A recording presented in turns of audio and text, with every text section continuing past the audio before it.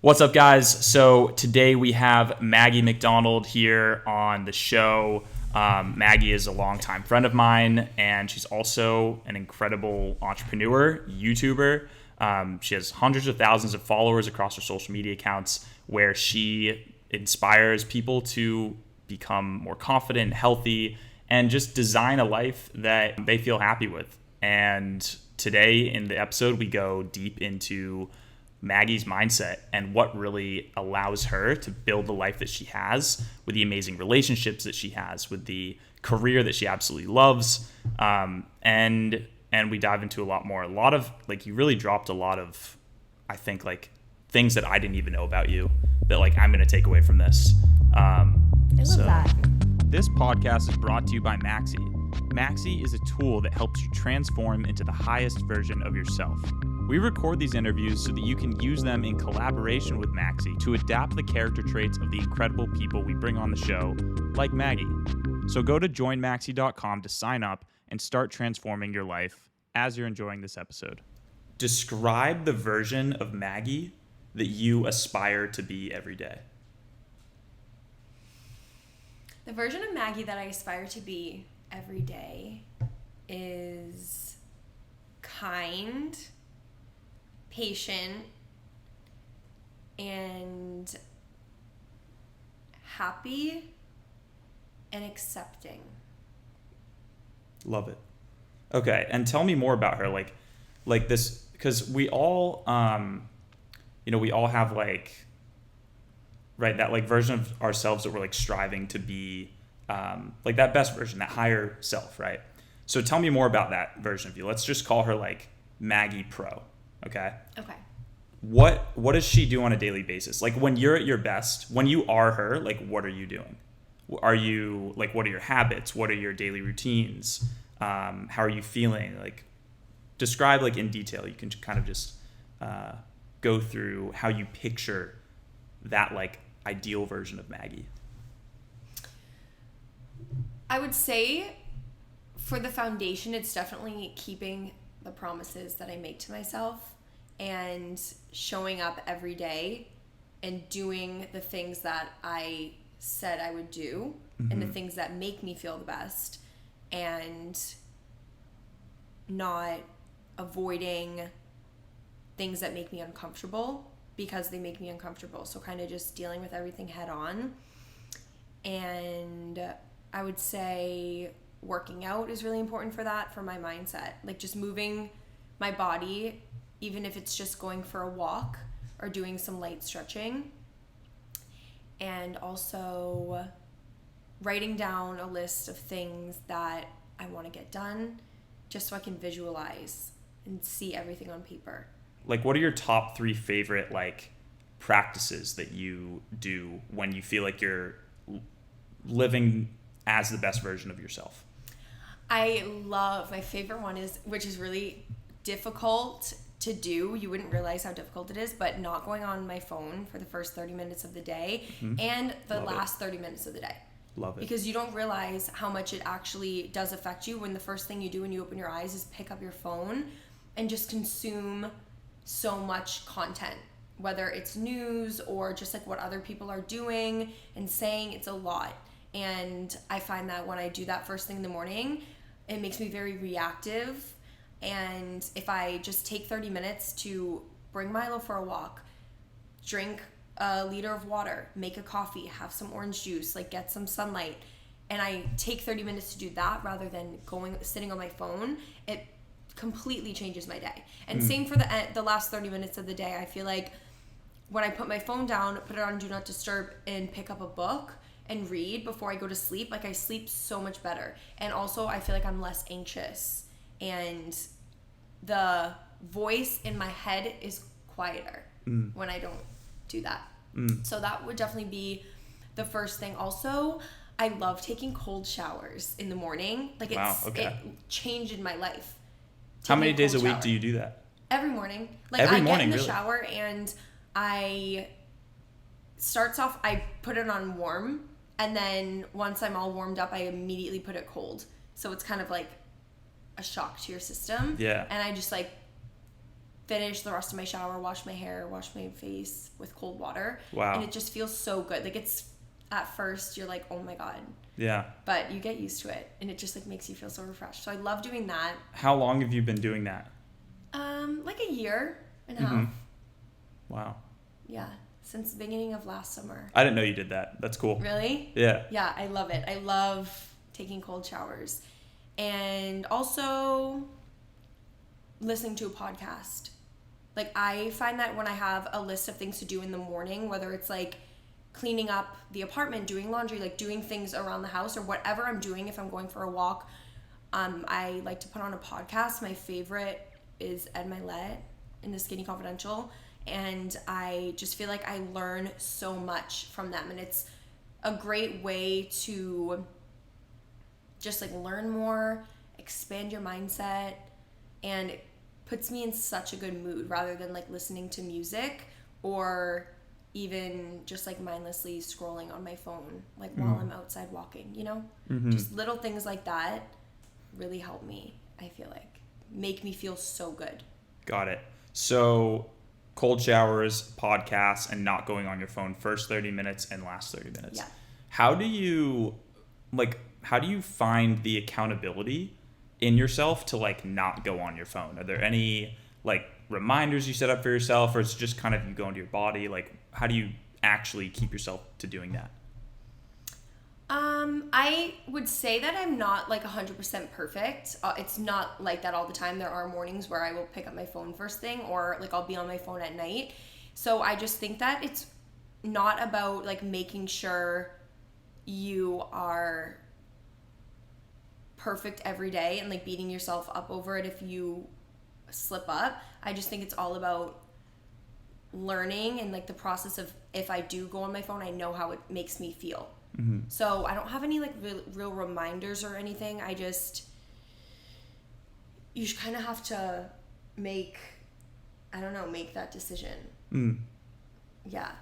But I do have one reminder that I set on my phone. When I set my alarm in the morning for 7 o'clock, I put a little message and I have it say, like, I'm so grateful for this day. And, like, my alarm will go off, and that's the first thing I see on my phone. So then it reminds me, first thing when I wake up, to say things that I'm grateful for, which usually gets me, like, not to go on my phone. That's really good, yeah. Saying what I'm grateful for, thankful for, the people, the things, like, everything like that. And then I just am like, okay, I need to just get up. I love it. And so let's stay on the phone, because I think this is like a really important topic, especially with like mindset. Tell us about your social media feeds, like who you follow, who you subscribe to, who you are. Hey, Liv. Hi. who like, do you mute people? Do you only follow a certain amount of people? Like, because obviously who you let into your digital world is almost the same as who you let into your real physical world. Yeah, completely. So, like, talk to us about your mindset with that. I am so crazy on the content I consume. Literally everyone on my Instagram is muted except for the people who are my close friends or people who I enjoy consuming their content because it brings value into my life. I'm big on people bringing value into my life, like people who I follow. I am not like the type of person to follow celebrities and people I don't know unless they're bringing value. So I don't follow the Kardashians or anyone like that, which I feel like their stuff is aesthetically pleasing to look at, but it's doing nothing for my life other than making me compare my life to their life, which is so unrealistic. So I keep it super simple on Instagram. I don't follow really anyone if I don't know them, and if I do, it's because I enjoy consuming their content. I mute like a lot of people. Yeah, I do too. And for Instagram, and I don't think, just on that note, I don't think muting is like a dig at that person, because like I mute people that I genuinely like. It's just I don't want to see them every day. Yeah, you know, and like I'll check up on them if I want to, but I don't want to like program my brain with their consistent thoughts. And I think it's like, it has nothing to do with like you not liking them. It's just more for me, like I do it because once I'm on Instagram and I see all the stories at the top, it's so addicting to just click through. And then you click through the whole list and it's like you've looked through 200 people's stuff and you're not really even looking too when you're going so fast. So it's just like mindless. So I just mute people so it doesn't even just show up at the top. And then nice. Muting's better than unfollowing. Yeah. It is better than unfollow. The thing is, if I didn't like someone, I would just unfollow them.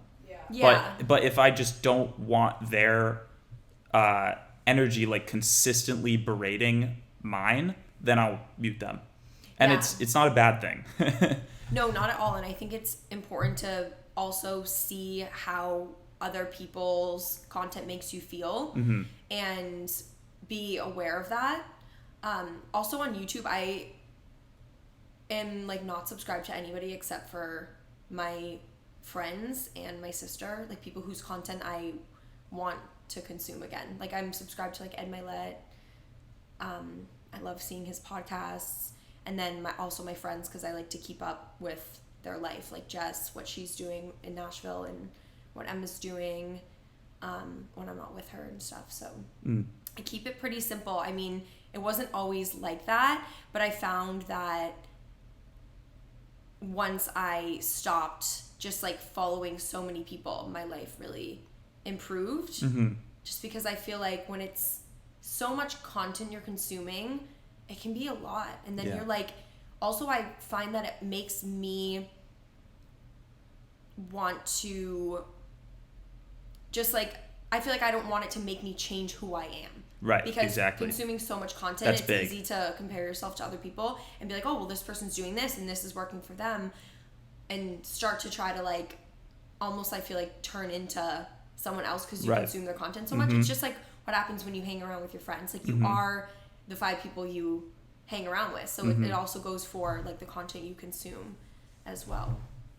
And I know that you're also into, because you mentioned like checking in with yourself and seeing how you feel when you consume certain content, and that just made me think of meditation, because I know you're into meditation. Talk to me about that practice for you, and like how consistent you are with it, what your practice looks like, and how that helps you like more connect to just like, for example, an area of your life that's bothering you that you might not otherwise have picked up on if you weren't quiet enough to like realize it. So like, yeah, just go on your meditation practice. Yeah, I started meditating at the beginning of the pandemic, and it's something that I had always wanted to do because I knew it would improve my life, but I just never thought that I could, because I have a hard time like sitting still and really like focusing and quieting the voice in my head. You know, like we all have that all day long, just like thoughts. And I feel like meditation helped so much, just like make me realize that I am not my thoughts, and like I can have so much control over my life. And just taking time during the day to also just like be mindful when I'm doing things, it's helped so much with that, because I feel like I used to go through my day on autopilot, and once I started my meditation journey, I am so much more aware during the day. Like even when I go bring Milo for a walk, I feel like I am just conscious of like my breathing, like taking deeper breaths and like looking around at the trees in the buildings and like viewing my surroundings rather than just thinking about like the next thing that I have to do. It helps so much with that, and overall just making me a lot less reactive. Yeah, that's awesome. And so like how often are you meditating, and like what times in the day do you actually do it? I feel like in the beginning, for the first year, I was doing it every morning. I would do it for like 10 minutes. I was super strict with myself. Like if I didn't meditate, it would throw my whole day off. And now I've had some realization that that was kind of like an unhealthy relationship with it, you know? Yeah. And so now I've finally found a balance where I don't need to actually sit down and like completely stop everything I'm doing and like sit there and close my eyes and meditate for 10 minutes. Like I am just more aware of it during the day since it's part of my routine. Yes. So it's like I don't feel as guilty when I don't sit there like with my knees. You Exactly. know what I mean? Yeah, well, yeah, I mean, meditation has that ramping effect. I think when you first start, it's good to do that. Yeah. But then you realize, like, meditation really is just about being aware of your breath. Or, like, you're on a walk with Milo and you're, like, aware of the trees and the nature and, like, people's faces and stuff like that. Yeah, so that's great. What is your, like, start of every year, right? People usually set like a focus. Like, what was your focus going into this year? I'll tell you exactly what it was. I have it. Is this like a note file or is this I wrote it down on a piece of paper. Oh my God. I love looking back and reading it. Okay, so my resolutions or goals for the year was to read a book one book every week, or 1 to 2 weeks, which I started off the year reading a book a week, and I was doing so well, and then the summer happened and I just was so busy that I haven't read in a while, but I was reading a book a week, and I read so much more in the first few months of the year than I had in like literally my whole life. Yeah. And also being kind to myself, being patient and being present, and just being me and being creative and authentic, and just letting that shine through, and just not trying to be someone I'm not online with my job, because I feel like with social media it's so easy to be someone you're not, you know? And to do things to show, like I want to just like be me and talk about the things that I love, and practice gratitude every single morning, start a podcast, love myself enough to walk away from people and things that do not serve me anymore, because I'm such a people pleaser that I also had a hard time saying no to people, because I wouldn't want to like let them down when really it was hurting my mental health, just saying yes to so many things that I didn't even want to do. And also just staying in situations where I know that I'm not going to be able to grow, especially like in business. Yeah. So that, and then enjoy life like I'm a kid, and just be kind of like carefree, you know? Yeah. Like not take things so serious. Like I feel like sometimes I try to control my life so much and be like super serious, so I didn't want to continue to do that. Don't be so hard on myself. And I just said just like feeling light and free and loved and happy, strong, powerful, energized, confident, and just welcoming in a bunch of like love and abundance and stuff. And so that paper, that paper, did you read it like every day? Did you just put it somewhere? You threw it away? You took a picture of it? I just took a picture of it. Okay. And I forgot about it. Got it. And then always at the end of the year, like I know that I did it. You have the picture, right? So I have it and I can look back on it. Like I still have mine from 2018 and 2019. Oh, wow. So you do that every year? Yeah, I do it every year. I have them from like 4 years ago. Got it. So it's super cool. How has your focus, if you think back to like 2018, changed in terms of like the goals that you were setting? Like you've been doing it since 2018, it's 2021, so like you've done it at least 3 years. Yeah. How is it, like if you remember what you really wanted in 2018, what was that? Because now it's like, it seems a lot more about like your character and how you present yourself in like an authentic way. Yeah. Whereas I'm curious like what it was like in 2018. I would have to find the 2018 one, but 2019's right here. And I said I want to learn more. I wanted to listen to more audiobooks. I was scared of reading. Okay. So that has changed so much. Yeah. I really wanted to get into a routine, and I wanted to just be very present, and yeah, my main thing was a routine. I had no routine. And now I feel like I have a routine for everything. So I just feel like I'm so different than I was back then. Like I wanted so badly to have my shit together and to be like present and trust that I am exactly where I need to be. Aside from writing down your like list of resolutions, I know we've talked about this briefly, but do you do any, like, talk about if you do any like writing down exactly how you want your life to look like scripting, I think you called it, right? Like, talk about what you do with that. I used to do that actually so much. Every single morning after my meditation, I would do a page of scripting. Oh, wow. Every day. And I did that for like a year. Wow. What year was that? It was May of 2020 to May of 2021. Okay. And then I stopped. Because personally for me, I found that almost made me...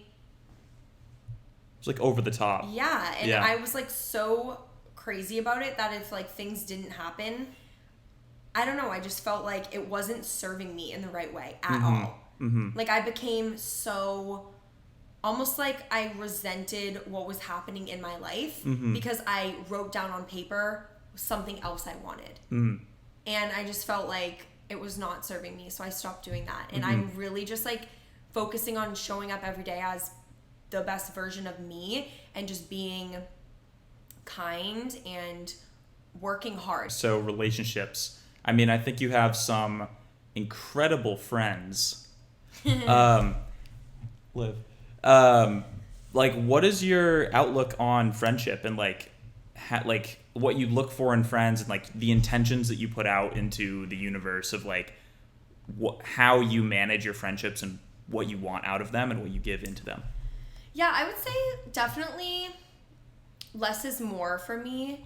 And I think that it's important to recognize how you feel when you're around people. Because for me, I'd rather have a few really good friends than a bunch of people that don't actually genuinely care about me and people that don't make me feel good when I'm around them. And I recognize how I feel when I'm around people, so I think that helps a lot. And I just feel like I pick people who make me feel like at home, if that makes sense. Like that feeling that you get when you're just like that's comfortable. Perfect. Like you can sit in a room and like you could be on your lap. I'll use you for an example. You could be like on your laptop doing work and I could be doing mine. Like we don't even have to be talking, but it's like you don't feel like you have to force a conversation. That's like my biggest thing. If you have to force a conversation, I'm like, I can't. Like I want to like be able to sit on the couch and do my thing and you do yours and just like have that space and just like the silence. It's like you just feel comfortable though. So that's one big thing. And then also people who make me want to be the best I can be just by seeing how they are in their own lives and the things that they're working towards and the type of person they are and how they treat others. Just like I want the people I surround myself with to inspire me to just be the best that I can be. Love it. Great. Okay, let's talk about just a few more here. Your mindset toward like training, because you're super consistent with your fitness. I mean, you always have been. Like, what is your mindset toward like taking care of your body and how you're able to like really hold yourself accountable and be persistent? It just goes back to the way that I feel when I do it. Like I have been an athlete my whole life, and so that's kind of all I know. And just, you know, that feeling that you would get after like a hockey game, when you're like laying in bed at night and you're just like your body's just like just feels so good. Like I love that feeling, and so I love working out because it makes me feel good during the day when I'm just doing like little normal tasks, and I feel like I want to live a long, healthy life.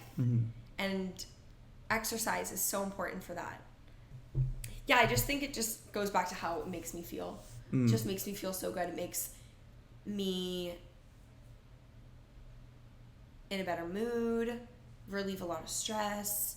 it's not even about like how you look. And I think that there was definitely times in the past, like after I stopped playing hockey, I didn't have like a workout routine, and I feel like I worked out because I wanted to like change my body and the way that I looked, and that was like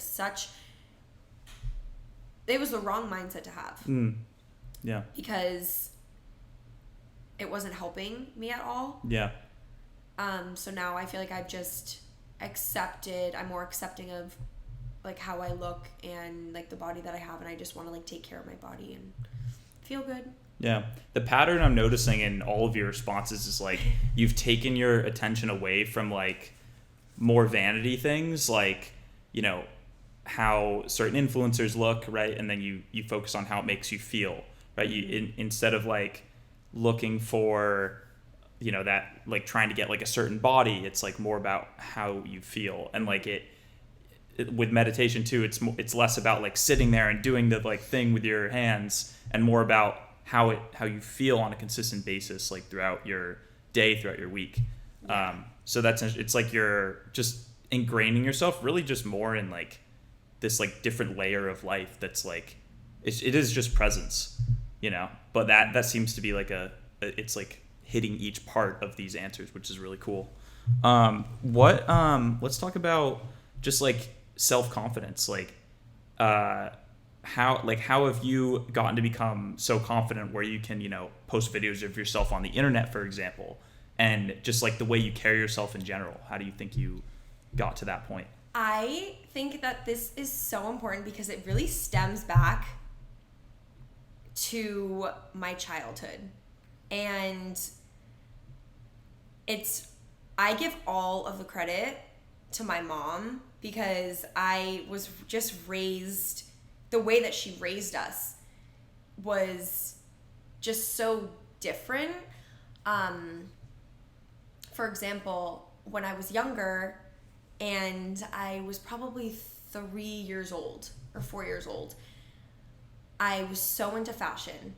I loved playing dress up and experimenting with like clothes, and I would wear my princess dresses and my mom's heels to the grocery store, and she never told me, "Oh honey, you can't wear that out of the house, like you need to get dressed and put clothes on." Like she never stifled my creativity when I was younger, and she never told me that I couldn't do something. Like she always was just so encouraging and basically said like you can do anything you set your mind to. And as I got older, my 3rd grade graduation, I wanted to wear a huge pink flowy dress, like poofy princess dress, and white gloves all the way up my arm, and a tiara and a feather boa. And I wanted to wear it so bad because you walk across the stage in front of everyone. And my mom let me do it, brought me to the store. I remember it was the night before my graduation. We were like running around the Cape Cod Mall, like trying to find the perfect things. And she just like let me be me. And that just made me the person I am today, and why I feel like I'm so confident, because she was always so confident too. And she was always herself. And just being around that since a young age, like I said before, you are the 5 people you surround yourself with. Like having that in my household growing up made me the way that I am. Like I really believe that. I wouldn't be who I am if it weren't for her and the way that we got brought up. So that just helped me as I got older. I feel like I was just always super confident since I was young.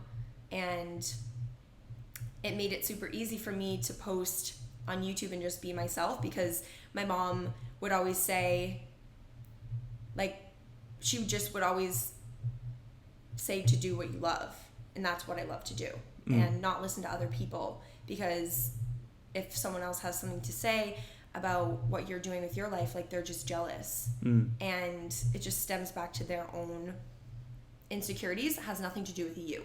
So you have to do what makes you happy, because like you have one life, and why would you want to live that one life doing things to please others and just to like stay comfortable? So yeah. So your mom really just embraced your creativity and your openness, so you never felt stifled, which just like carried into how you are now. Yeah. Nice. Let's tackle, I think, 2 more questions. So one, your relationship to money. What how's your relationship to money? Like, do you have any affirmations that you practice, or like any ways that you think about money that allow it to like come to you? Do you like manifest money? Like, what's your mindset relationship to it? I don't manifest money, but I think that I've always been like this ever since like I started making money, since I got my first job. I just don't have any attachment issues to money at all. Like, I don't think about money as like, I don't stress about it. And even when I was working just like my little summer jobs on the Cape, I remember one summer I made like $2,000, and my dad told me when I was going off to college, he was like, Maggie, I can't believe that you only made $2,000. Like, you're gonna run out. You have spent so much money this summer. You barely have any money to last you through the school year. So when you run out of money, it's not my problem. Like, don't come asking me for money because you have a shopping problem and you like can't manage your money well, whatever. And I was like, Dad, mark my words. I was like 19 years old. I was like, I will never ask you for money ever in my life. And since that day, like, I've never ever had to ask my parents for money. Like, I've always been, I just figure it out. Yeah. Like, I find ways to make money. Like, even when I was in college, before YouTube, like before I had an established, like, I made a living, I would find ways to make money. Like, I would sell my clothes on Poshmark. I remember that. Yeah. Would like, I had my little Tumblr blog that I ended up monetizing, and I would answer people's questions about fashion. They would ask me, my thing was that people would ask me what they should wear to certain things, like certain events, and I just love putting together outfits. So people be like, okay, so I'm going to a football game Friday night, it's like my school's homecoming, what should I wear? And I'd be like, oh my god, these boots, these jeans, this jacket, blah blah blah, and I would link it. And I started to make money off of it because people would buy the things that I would link, and I got paid per click. So I ended up making money that way. Like, I just have found different ways to make money, and as I've started to make more and more over the years, I have found that just not having an attachment to money has made more money. What do you mean come into my life? What do you mean you don't have an attachment to it? Like, I feel like I just know that, like, when I spend money, it will come back. It'll come back. Yeah. You know, like, I'm not thinking to myself, oh my god, I need to put all this away in savings and never touch it, and I can't live and enjoy my life.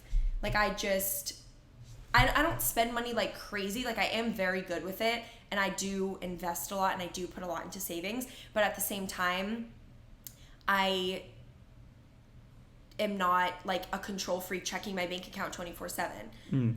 Because I grew up, and my dad honestly was like he's like very, very frugal. And like would like save, check, yeah. Save, checks the bank account every second. Like, whenever we would do anything, he'd be like, what'd you spend? Like, blah, blah, blah. And I just never wanted to be like that and be so controlling and let money control my life. I just think that there's so many more things in life that you should worry about rather than like money. Just because I think that it's like unhealthy. Yeah. It is a very spiritual relationship. Yeah. And if you spend money on like your life, I feel like, I don't know, like, you can't take it with you when you're gone. So, you know what I mean? Yeah. I don't know. I just feel like I've never really had like an attachment to it. Buy that bag, girl. Yeah, exactly. Yeah, but no, I did get into a point in my life where I was like buying unnecessary stuff just because I could. Right. And that was like, that was a lot. And it didn't make me feel good either. So that's one thing I noticed is that once the pandemic happened and everything kind of like shut down, and I was like sitting in my apartment, and I had all this stuff, like all these designer bags. I used to buy like a bag every other week. Not every other week. I remember that phase. I had a huge bag collection, and then I just like sold a bunch of them because I was like, ew, like this doesn't make me feel good. Right. Having these doesn't make me feel any better, and it's just like I love being more minimal, and I just feel like when I don't have as much stuff, I don't feel so crowded. Like my body, like I don't feel claustrophobic. I started to feel so claustrophobic because of all the stuff that I had. And it just, I like nice things, don't get me wrong, and I think that I'm the type of person where I want to, if I am working hard, I want to be able to invest in nice things, obviously because it's going to make me feel good, but it just got to a point where it was like, it was too much. And so I got rid of a bunch of them, and it honestly felt like a weight was lifted off of me. I was like setting myself free from so that. Interesting. But yeah. All right, my last question is just like, overall, if there's anything we haven't covered in regard to like mindset in general and like how you are the person you are, is there anything like really important to you that you don't think we've covered, like habits you have or things you think about often, affirmations, anything in particular that you want to like make sure that you can give to a girl or guy really watching this? I think the biggest thing overall is just to not chase. Don't chase people. Don't chase a lifestyle that you think that you want, when really it's like something that I feel like it just seems like you want it from the outside. I don't really know how to word that. What's the opposite of that, right? So like the opposite of chase is like focusing more on what you have and on yourself. On you and just being the best that you can be every day, and waking up in the morning and being grateful for what you have and being grateful for the people in your life, and not wanting to live this life that you think is going to make you feel happier, when really happiness comes from within. And happiness is the only person who's going to bring you that feeling is yourself, and like feeling it inside. So just not chasing this lifestyle, because with social media now you see money, cars, designer stuff, and just like this lifestyle that's just not attainable. And even half the people who have that lifestyle, like the richest people in the world, half of them are so unhappy. It's like money can't buy happiness. Right. So just being yourself every day too, and being you, because like you're so unique. And I think that the world needs that, especially right now. The world needs people, just more uniqueness, and people to be themselves and use their voice. And I think it's super important to just like kind of like focus on being you and like living the best life that you can live. Yeah. The one that makes you. on the other side. Yeah, the grass isn't greener. Yes. Yeah, the grass isn't greener on the other side. It's greener where you water it. That's so true. It's like so true. If we look at your life, like you did spend like 2018, probably 16, 17, 18, like you were very focused on like you weren't exactly chasing. But then what happens is like when you do focus on like watering your own grass, the grass grows, and all of a sudden you have all this money and you're like, well, I want this bag and that bag, and then you realize like I don't even like that stuff anyway. Yeah, and then it's like, so you went back to just focusing on like keep your grass a reasonable length and still water it. Yeah. Exactly. Trim it every once in a while. I love it. That was great. That was so good. Really? That's gonna be really good.